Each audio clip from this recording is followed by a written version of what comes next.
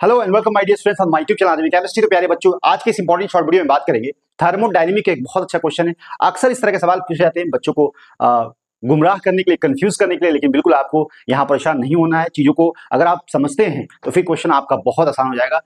बहुत अच्छा क्वेश्चन है। पहले क्वेश्चन को पढ़िए आप, तो आपको अंदाजा लगेगा कि यहाँ पे किस तरीके के फॉर्मूले को यूज करना है और यहाँ पे किस तरह के मॉडिफिकेशन करने हैं फॉर्मूले के अंदर। यहाँ पे दिया है 5 moles of an ideal gas at 293 kelvin is expand isothermally from initial pressure of 2.1 MPa to 1.3 MPa against the at constant external pressure 4.3, जो कि यहाँ मेंशन कर रखा है। The heat transferred in this process आपको बताना है nearest integer value kilo joule पर मोल में। तो यहाँ पे अगर ध्यान दे, जो कि क्वेश्चन है ऑलरेडी पूछा चुका है के अंदर, यहाँ पे 5 मोल्स है, यहाँ पे गैस एक्सपैंड कर रही है आइसोथर्मली।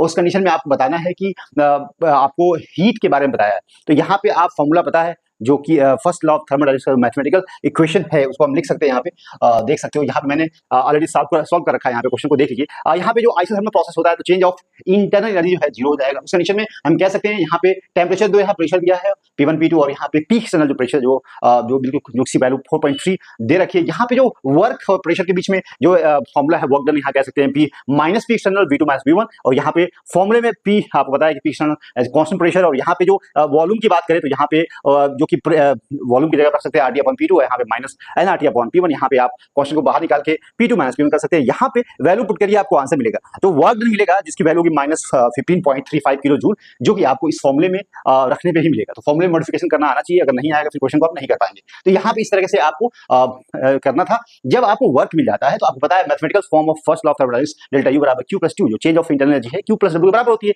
यहाँ पे अगर आइसोथर्मल प्रोसेस है तो वहां पे change of internal energy zero होगी। उस कंडीशन में Q जो है माइनस W बराबर होगा। यहाँ पे अगर देखें तो Q जो हीट जो कि जो एब्जॉर्ब हो रही है, यहाँ पे अगर देखें तो आइसोथर्मल एक्सपैंड कर रहा है, तो हीट इसमें अगर गैस वर्क कर रही है, एक्सपैंड हो रहा है कांस्टेंट प्रेशर कंडीशन में, क्या होगा कि वर्क डन बाय सिस्टम होगा, उस कंडीशन में नेगेटिव वर्क होगा। और यहाँ पे आप कह सकते हो कि जो हीट जो होगी, जो एब्जॉर्ब हीट होगी 15.3 किलो जूल फॉर 5 मोल्स यहाँ पे होगा। लेकिन 1 मोल्स की बात करें तो यहाँ 5 से डिवाइड कर दिए, यहाँ 1 मोल जो कि 3.0 नियरेस्ट आएगी किलो जूल पर मोल, that is the absorb heat. यही पूछा आपसे एग्जाम क्वेश्चन में। देखिए यहाँ पे पूछा है कि the heat transferred in this process. तो हीट ट्रांसफर का मतलब है कि अंदर आ रही है, बाहर आ रही है। आपको पता है जब वर्क डन बाय गैस होती है उस कंडीशन में हीट अंदर आती है, और that transfer heat is called Q। तो जो इसके बारे में, तो यहाँ पे हम आंसर लिखेंगे 3, जो कि होगा नियरेस्ट इंटीजर वैल्यू। तो that's very interesting and amazing question. तो इस तरह के क्वेश्चन आते हैं एग्जाम में।